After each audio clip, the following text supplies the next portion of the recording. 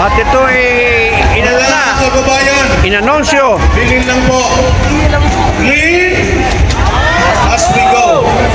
Yung pong mga basura. Yan, clean as you go na. Ibig sabihin na talagang tapos na po ang rally ngayon. Tinapos na po. At nagdeklara na si Mr. Sabala ng INC. Natin sa paligid nyo, malasakitan na ninyo. Hindi ko lang malaman kung talagang kung ano yung kung talagang totoong ano. At hindi ako nabigla kasi ang dahilan kasi mga nagtatrabaho rito, mga tao yung nagtatrabaho ay ayaw nila nga mapahama. So, yan ang dahilan. Ito nga si Ruben Padilla at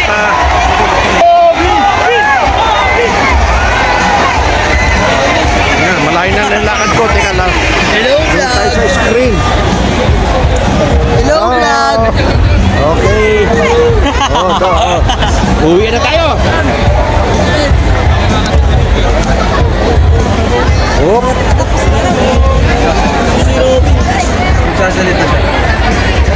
Samahin niyo po ang kapayapaan. Hindi na ako makalapit doon sa stage kasi pauwi naman na eh. Ako po ay umaapaw po ang kaligayahan ko sapagkat ako po ay nakarating dito.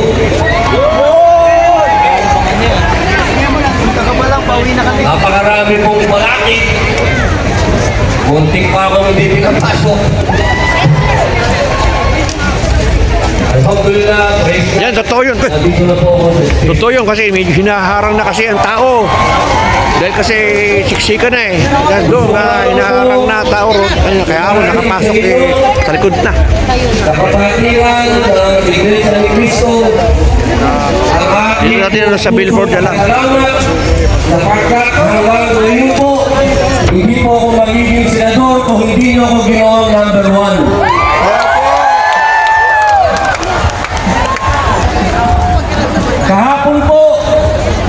Kahapon, gustong-gusto ko lang pong pumunta. Pero may mga balakid kahapon. Hanggang pinapunta ko po yung aking mahal na asawa. Hindi pa rin siya nakapagsalita. Pero ngayon, nasa akin na ang entablado.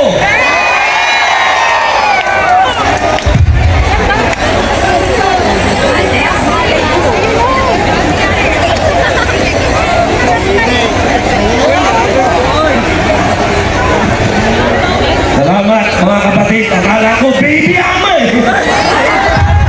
Baby ama! Baby ama! Salamat mga tol. Baka ikakulong-uli yan. Ako po ay nakikiisa sa inyo. We are one! We are one! We are one! Pagamat English yan, we are one! Sigurado ako yung mga bachelor ko sasabihin yan, hindi naman na naiintindihan yung we are one. Alam niyo po, wala pa po akong nakilalang isang disenteng tao na katulad ni Caro Dante Marcoleta. Yan ho ang isang senador na napaka-humble. Hindi kailanman ipinagyabang na siya ay abogado. Marami kaming kasama, abogado!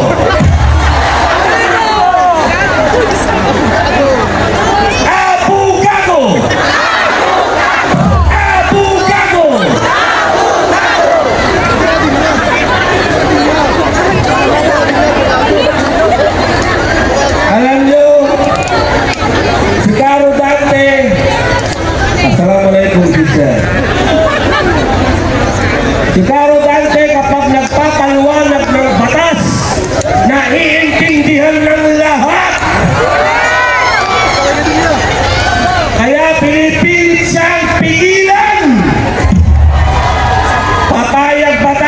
pigilan si Caro Dante.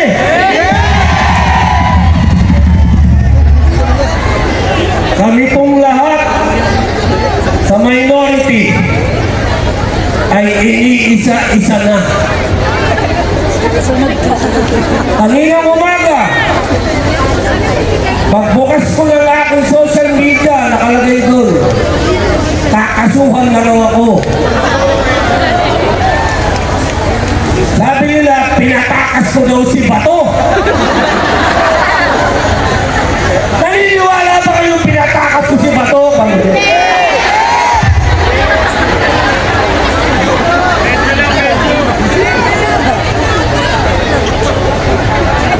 Paano? Pilipinas to, tapos ang warrant of arrest galing kayuhan. Akala ko ba malaya tayo? Malaya magnakaw. Ano ba? May warrant daw sa ICC. Sabi nila, pero yung Pangulo natin, iniimbita si Putin sa Pilipinas. Eh may warrant of arrest si Putin sa ICC. Ano pwede nilang ikaso kay Presidente? Diba ang gulo? Ang gulo nyo!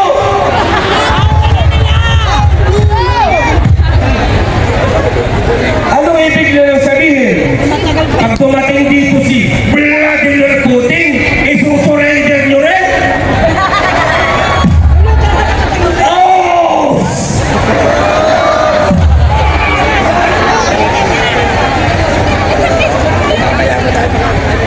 Pilipino lang ang kaya nyo isurrender! Ano yung kakasunod sa akin? Obstruction of justice daw. Napanood niyo ba yung CCTV? Mukha bang tumakas si Bato? Pambira naglalakad kami, sumakay kami ng kotse, lumabas kami. Libo ang polis, walang humuli sa amin. Paano takas yun?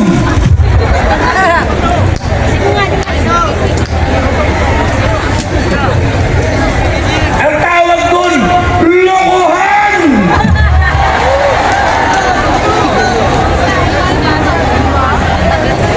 Lokohan! Lokohan!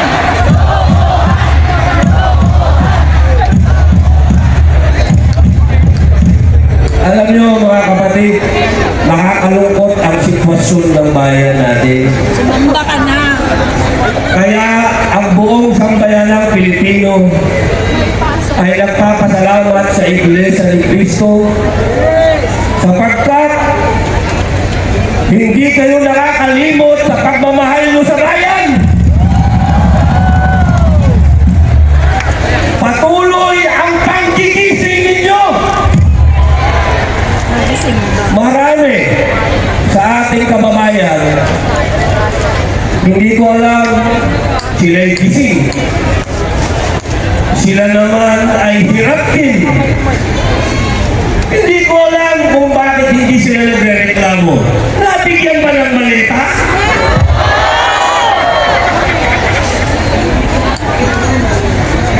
Ang dami nating mga politiko na dati ay matatapang. Matatapang sila.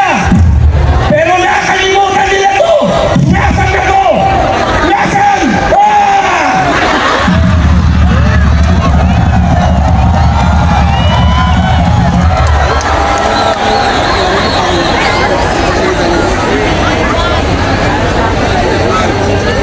Alam nyo, ang tatay ko, si Assemblyman Roy Padilla Sr.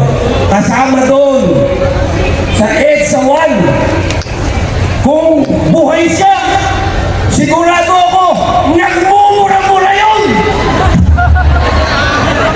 Bawal magmura dito kasi baka matadyakan ako palabas. Pero sigurado ako, masamang masama ang loob ng tatay ko. Dahil ibinigay niya ang buhay niya sa bayan. Ang tatay ko po'y pinaril. Ang tatay ko po'y nagsakripisyo ng buhay para sa bayan. Kung makikita niyo ngayon ang nangyayari sa bayan natin, na nagtutulog-tulugan yung mga politiko na dapat ay tumitindig, baka lumuluha ng tubo yung tatay ko ngayon. Kaming mga anak niya na nawalan ng tatay dahil sa pagmamahal niya sa bayan niya, ngayon gusto kong tanungin yung tatay ko, tama ba yung ginawa mo ba? Iniiwan mo kami ng dahil sa bayan at yung mga kasama mo na mga nakaupo ngayon, iniiwan tayo sa ere.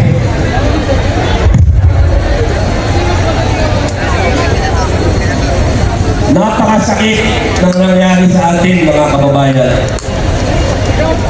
Mabuti na lamang nandiyan kayo, INC.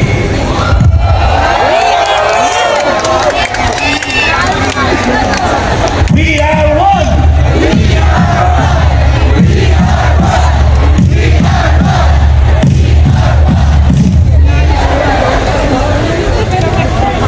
Isang punto na lang.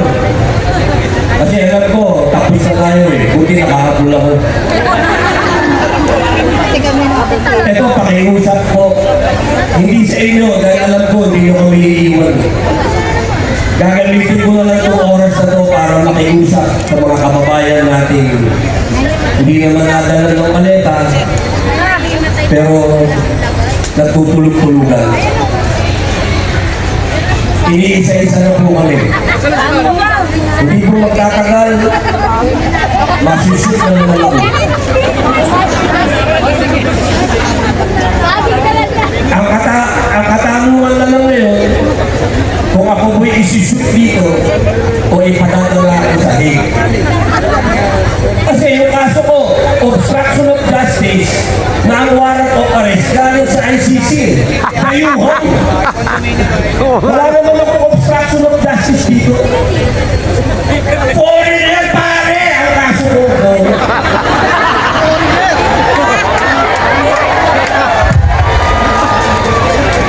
Isang malaking kakangalan na rin. At least, di ba? Nandito tayo sa luwasang Bonifacio, gumanap akong Bonifacio, at ang kalaban ko, dayuhan!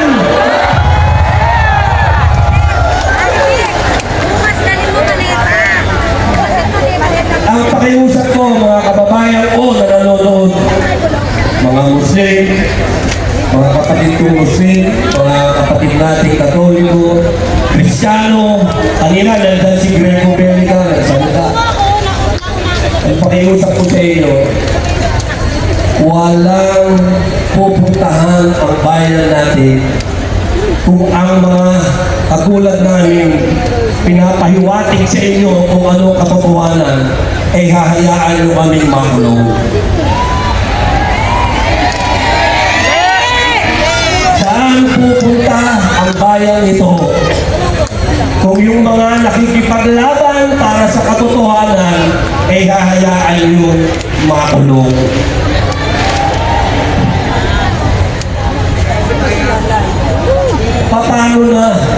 Paano na ang bayan ito?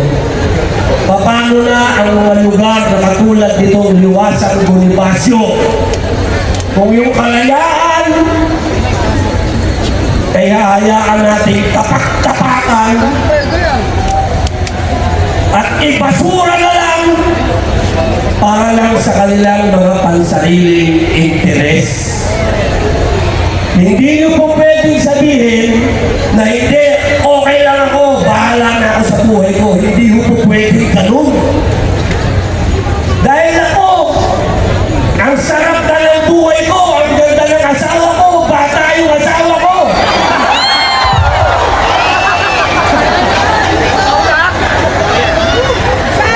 Pwede naman akong mag-artista, ang daming leading lady. Pero nagtitis ako!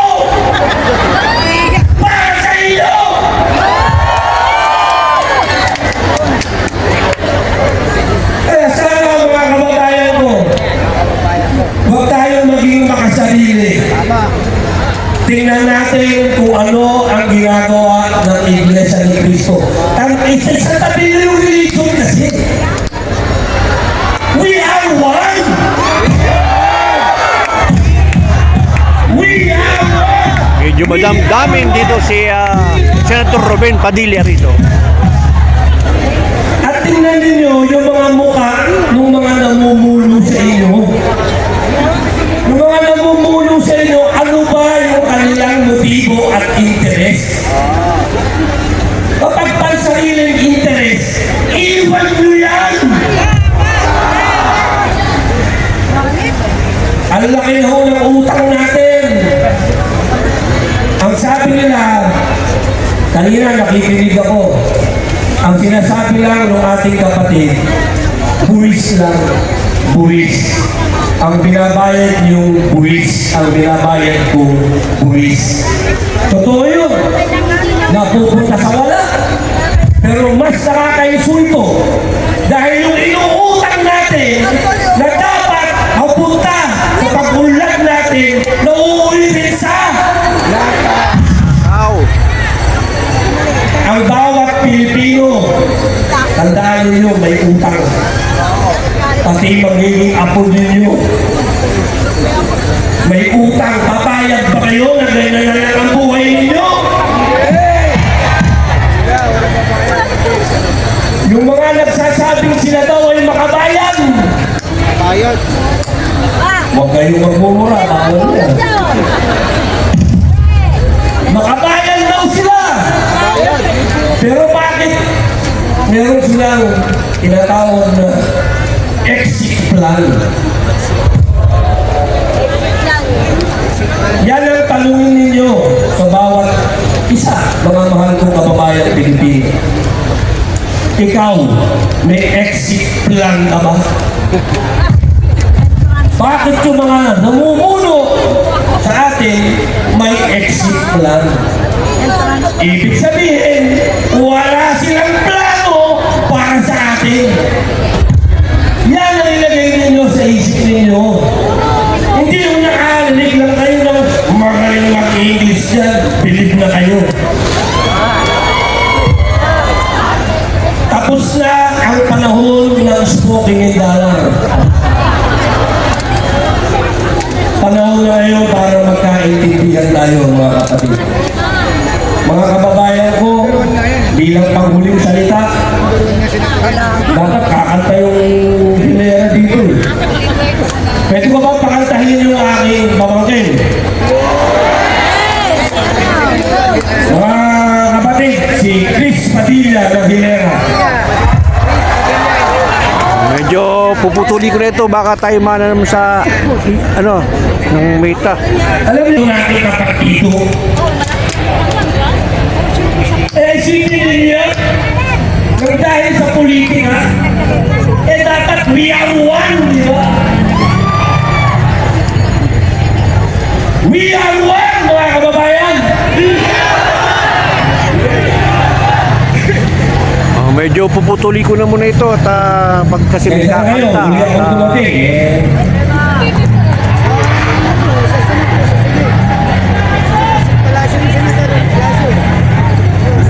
Sa totoo lang, kung napaaga ako, kahit buong magdamag ako to. So, dito na lang ako at magkakauwian na. Tapos na ito. Cut ko muna ito. Baka tayo Alam niyo, buong puso ako nagpapasalamat sa inyong lahat, mga kapatid. dito lang po ako at medyo Ako po ay talagang mag-uwian na. pau sa inyo. Iba kayo. Iba kayo INC. Yan po, naglabas sa sama ng loob si Senator Ruben Padilla.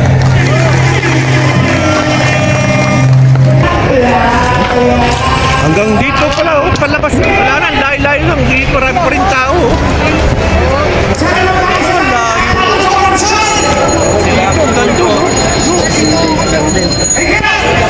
So, ayan po. Tayo at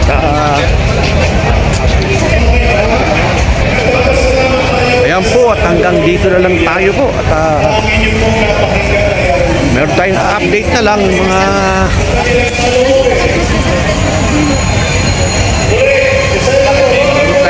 update. Dito tayo kumain. At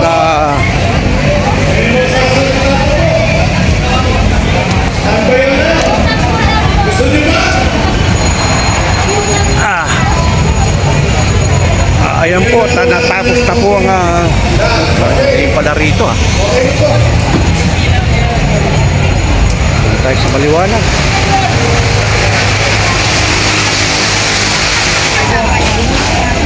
Tayo sa ilaw. Isang magaling na abogado. Kailangan ninyo ito. Praktikal. Yan. Nais po natin. Yan po, Para sa inyo. Pakinggan ninyo. Abogado ni Kampalina. Si Atty. Sam Panelo. yan si Atty. Sam Panelo at ngayon po nung kayo na si Ruben Padilla ay nagsabi ng sama ng loob niya at tayo inano raw at baka mayroon na rin siyang warrant. So yung mga pinag-usapan dyan tungkol na sa mga pagnanakaw. Ngayon ang tanong ko bakit pinutol na ng Iglesia ni Cristo itong rally nila at tinapos na ngayong gabi. Hindi na ako ang admission niya talaga ay napaka-garapal ng mukha, abusado sa kapangyarihan. Kung natatandaan ninyo si Marcoleta, pinipilit nila talaga na meron silang ebidensya.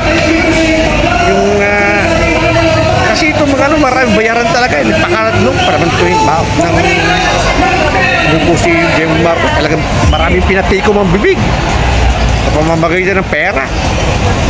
Yung pala, galing pala sa flood control lahat. May mga media, sinapala ng pera para makahimik at para maging masakila. Itong mga sinasabi nila mga abogado, nagpapa-interview sa mga mainstream media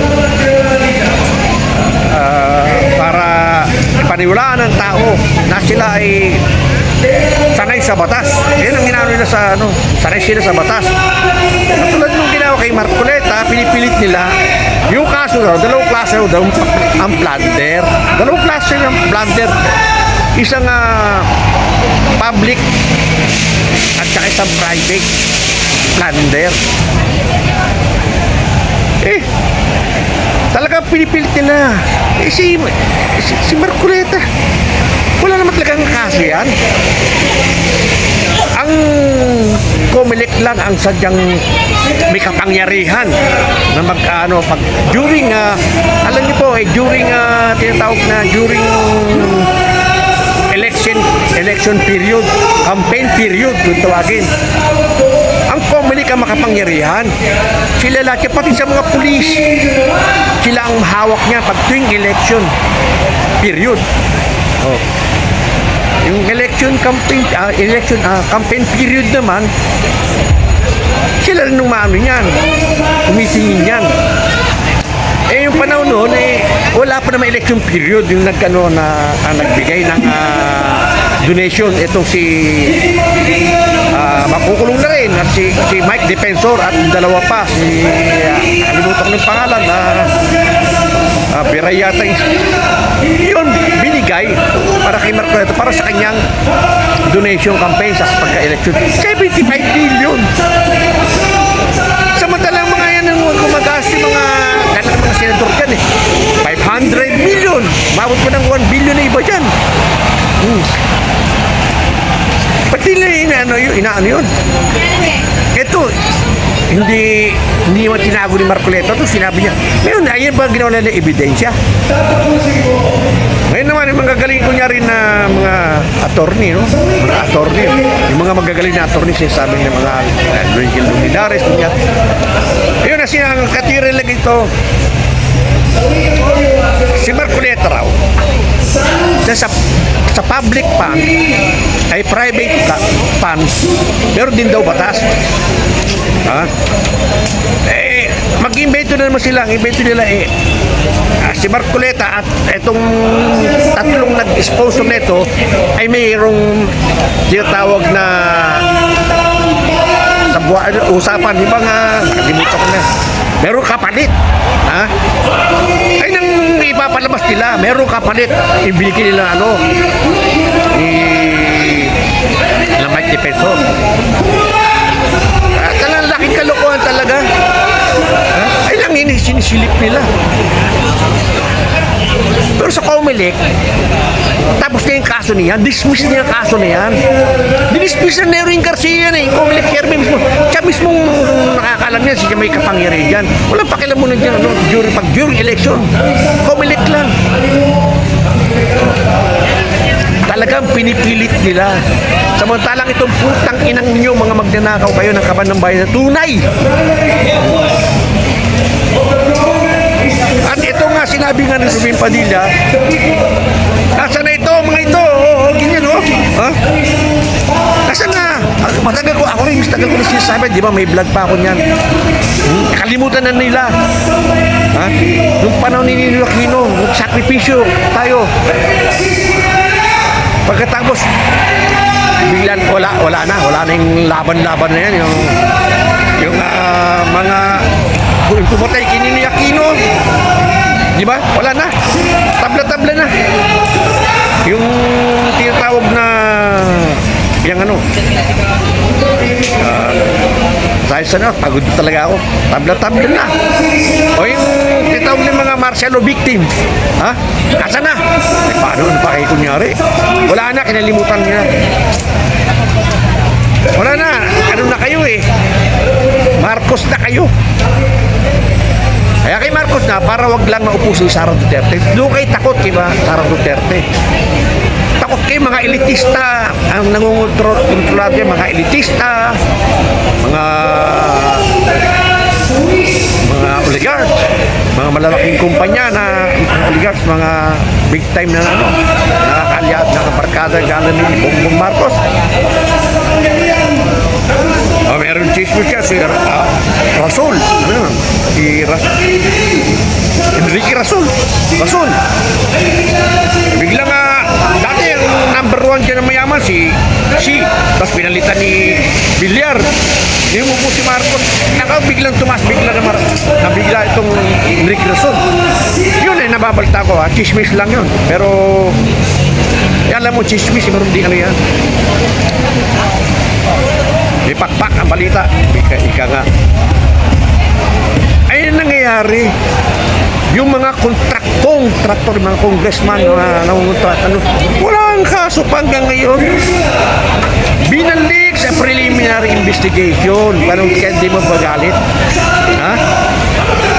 Ito mga si Jesus Escudero, sinabi hinug na. Okay, nahilaw ulit. Preliminary investigation. Joel Villanueva, preliminary investigation. Takna puti. Yung iba mga congressman, preliminary investigation. Si Marcoleta lang, diniretso agad. Sandigan bayan. Yan. Kaya hindi man. Talagang, alam mo, yung marami na nagsasabi niya kasi talagang mga against anti-Duterte. Kaya nagpapakabobo na rin sila. Mga tao, alam nilang kalokohan kung nangyayari ginagawa ni Bangag Jr. Okay lang sa kanila. Pipilitin nila. Sagutin pa, meron pa ako nakausap. Sagutin ka pa na. Dapat lang makulong si Marcoleta. Diba? Pero tanungin mo sa kanila kung paano ba ginawa niya. Wala. Basta gusto lang namin makulong. Diyan ang nagdadaldal sa ang flood control. trillion. Nawawala. Hindi habulin. Tahimik sila. Pero dating kay Sara Duterte, putang ina, ang ingay-ingay. At ito ngayon, ha? Balita ko dyan sa Senado na yan. Ito mga makakaliwa. Oh. Baka pati mapupuno yung venue na yun, puro makakaliwa dyan, hindi na kami makapasok dyan. Dahil inahanap ko sa online eh. Wala naman talagang registration eh. Putang ina, nakahinay. Pagod na ako sa ano yung online. Wala naman dyan. Binigyan nila lang ano, may telephone number, binibigay. Ibibasa ka naman sa tingnan mo rin sa Senate, Senate of Philippines. Ayun, punta ko rin sa BMS. Ayun, putang ina nyo. May priority kayo, putang ina nyo. Ganyan ang ano natin, gobyerno natin ngayon. Di pa tapos, putang ina nyo. Dami yung kalokohan. Tangina nyo. 125 million ang inahabol nyo, putang ina nyo, baryang-barya. Yung mga congressman yan, putang ina, hindi nyo silipin, hindi nyo pa ilabas. Kayo mga makabayan, mga makakaliwa, sabihin nyo, ilabas nyo, putang ina nyo yung mga saliin ninyong lahat. Saan nyo binilala yung mga budget ninyo? Ha? May mga budget ninyo bawat distrito. Iba pa yung mga sahod nyo, saan nyo dinala? Ipakita nyo, dapat ganoon, putang ina nyo. Wala eh. Hindi Sara lang, Sara. Kasi takot kayo, lalong-lalo yung mga oligarchs at yung mga elitista. Kasi ayaw na nila kasi pag maliliti ka na naman sila kung hindi nila magagawa yung gusto nila. Ayan, yung mga hoarding, ganyan. Kontrolado nila, ganun, mga ganun ba? BIR, yung mga babayad sila, imbis sa 2 billion, ibigay nila lang 200 billion. At may mga sobre, mga itawag na ano, examiner. Putangin mga hayop kayo. Salamat kahit mabait talagang INC. Alam mo, tinapos na. Dahil kaya naman daw ni Senator Marcoleta. Yan, makulong siya. Kaya na sarili niya. Well, sinabi naman ni Marcoleta rin dun yung sa ano, mismo sa EDSA Strike, EDSA People Power Monument. Sige, at marami pa sana ako dapat sabihin. Medyo pagod lang ako at hanggang dito na lang po at maraming salamat po sa inyo lahat.